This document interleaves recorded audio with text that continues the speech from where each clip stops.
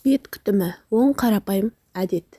Зиянды әдеттерге әуестігіңіз, калориялы тамақты ұнататыныңыз және күтім косметикаларына аса мән бермейтініңіз теріңізден көрініп тұрады. Тері жағдайы тек генетикаға байланысты деп ойласаңыз, қателесесіз.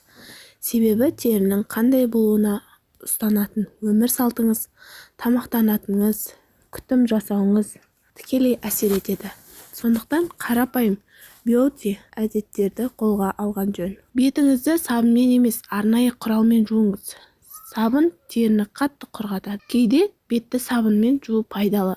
Мысалы, безеу шыққан кезде оларды құрғату үшін болуы мүмкін, бірақ оны күнде қолдану ұсынылмайды. Сабынның орнына бет жуатын жұмсақ гель, сүт негізіндегі құрал немесе көбік қолданған жөн. Олар тері иілгіштігін сақтауға көмектеседі. Теріні ылғалдандыру барлық типтері тері үшін маңызды. Тек құрғақ теріні ылғалдандыру керек деген қате пікір. Ылғалдандырғыш құралдардың көпшілігінің құрамында теріні пайдалы элементтермен және сумен қоректендіретін компоненттер бар. Олар әжімдерді ерте пайда болуының алдын алады. Теріге маусым бойынша күтім жасау аңыз емес. Қыста теріні қоректендіру маңызды, ал жазда ылғалдандыруға көбірек мән беру керек. Қысқы күтім құралдары теріні қорғау қызметін атқаруы керек, ал жазғы күтім құралдарды терідегі ұсақ тесіктерді бітемейтіндей, яғни текстурасы жеңіл болуы қажет. Күндізгі және түнгі кремдердің атқаратын қызметтері әртүрлі. Әрине, ол өнімнің сапасына байланысты. Әдетте күндізгі кремдердің құрамында теріні күн сәулесіне қорғайтын спирт болады. Ал түнгі кремдерде тері тесіктеріне терең сіңіп құнарландырғыш келеді. Сондай-ақ кей түнгі кремдерді косметикамен араластыру ұсынылмайды. Кез келген кремді жай ұрмалы қозғалыспен жағу керек.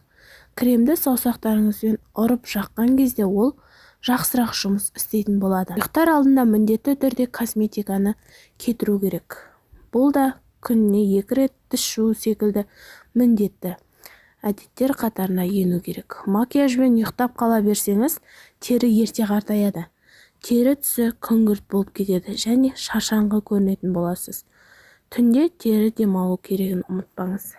Көз астына жағатын арнайы құрал алыңыз. Көз айналасы беттегі ең нәзік бөлік болғандықтан, оған кез келген кремдер емес, арнайы құрал алу керек.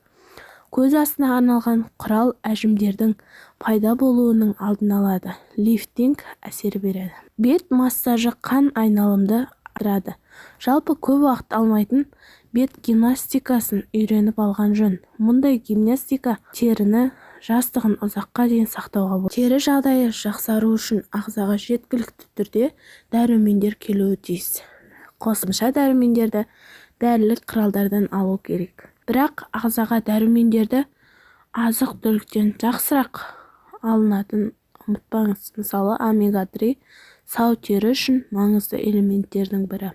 Су күтім құралдарыңыздың бір құраушысы болып қана қоймай, сондай-ақ рационыңызда міндетті бөлігі болуы керек. Суды жеткілікті мөлшерде ішуді әдетке айналдырыңыз.